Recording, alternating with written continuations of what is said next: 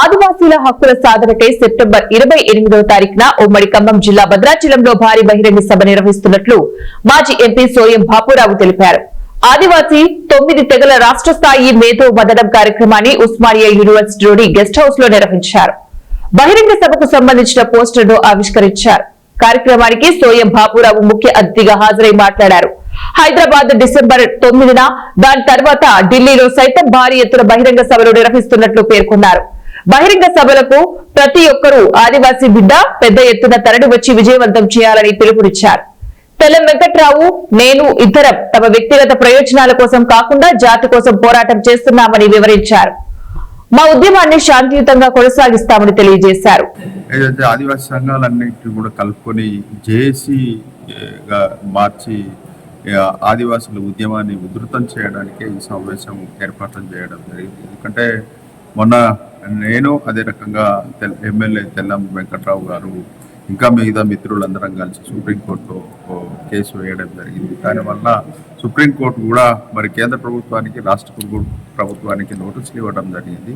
ఆ నోటీసులను చూసి ఏదైతే లంబాడి సోదరు నాయకులు, లంబాడి ప్రజలు ఎవరు ఏమంటలేరు, కానీ నాయకులు ఏదైతే మా మీద అనేక ఆరోపణలు చేయడం జరుగుతుంది.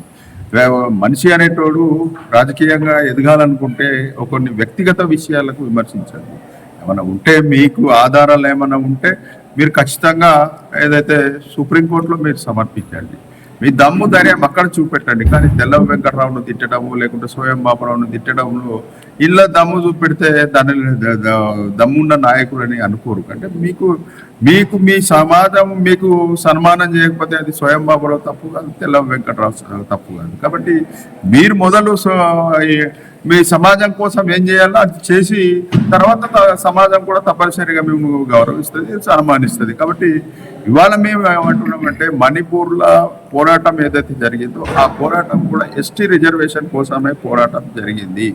దానికోసం అక్కడి ప్రభుత్వము అదే రకంగా అక్కడ హైకోర్టు ఏదైతే మైతీలను ఎస్టీ జాబితాలో చేర్చాలని సుప్రీంకోర్టుకు వాళ్ళు పంపడం జరిగింది. సుప్రీంకోర్టు దాన్ని చూసిన తర్వాత స్పష్టంగా అడగడం జరిగింది, వీళ్ళు రాజ్యాంగం ప్రకారం ఆర్టికల్ 342 ప్రకారం ఉన్నారా లేదా అంటే లేరు. కాబట్టి ఆ కేసును వెంటనే కొట్టివేయడం జరిగింది.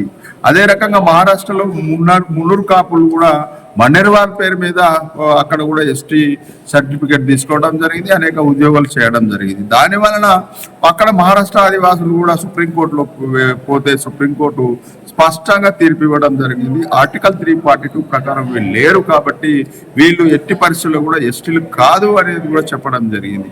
ఎక్కువ కూడా వాళ్ళు మేము ఎస్టీలమే ఉన్నాం మొదటి నుంచి అని